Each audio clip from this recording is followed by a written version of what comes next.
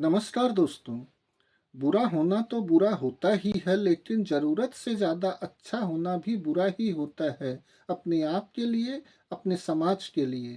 कालांतर में जुल्म करना बुरे लोगों का नैसर्गिक अधिकार बनता जाता है और जुल्म सहना अच्छे लोगों की नियति।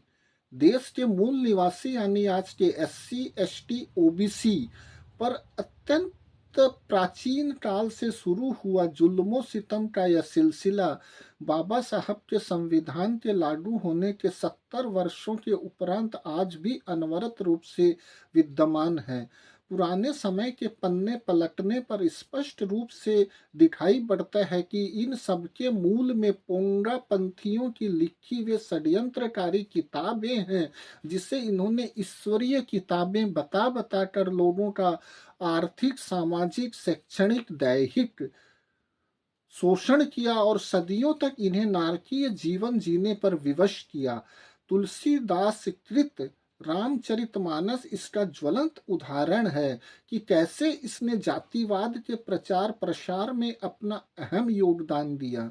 आइए रामचरितमानस के कुछ दोहों के माध्यम से इसे समझने का अच्छी तरह से प्रयास करते हैं।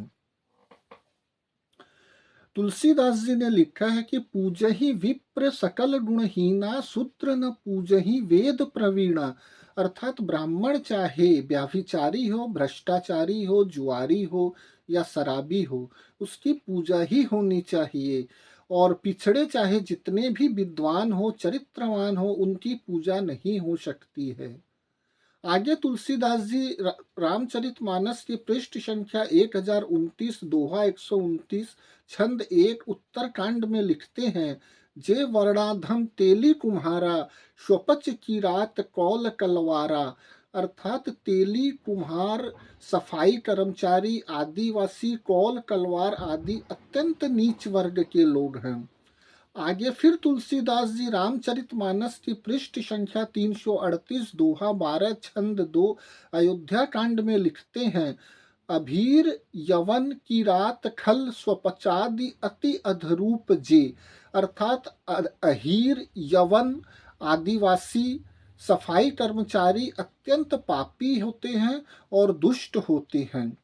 इसके आगे क्या फिर तुलसीदास जी का एक दोहा और है, जो कि रामचरितमानस की पृष्ठ संख्या 986, दोहा नंबर 99, छंद 3 उत्तरकांड में आता है कि अधम जाति में विद्या पाए, भयहु यथा अहि दूध पिलाए।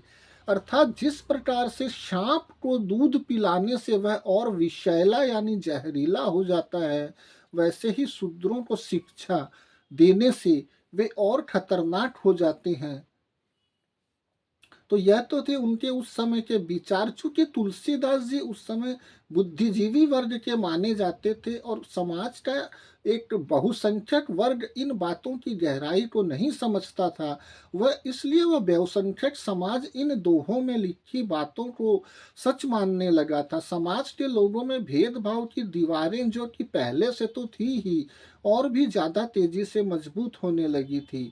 जातियों की गिनती बढ़ने लगी थी, ब्राह्मणवाद बहुत तेजी से अपने पैर फैलाने लगा था, जिसके कि उस समय के सबसे बड़े झंडा बरदार तुलसीदास जी दुब्बे बने हुए थे। हमें यह सोचना है कि क्या ऐसे जातिवादी ग्रंथों का सामाजिक बहिष्कार नहीं होना चाहिए। दोस्तों, सोचिए और विचार कीजिए। धन्यवाद।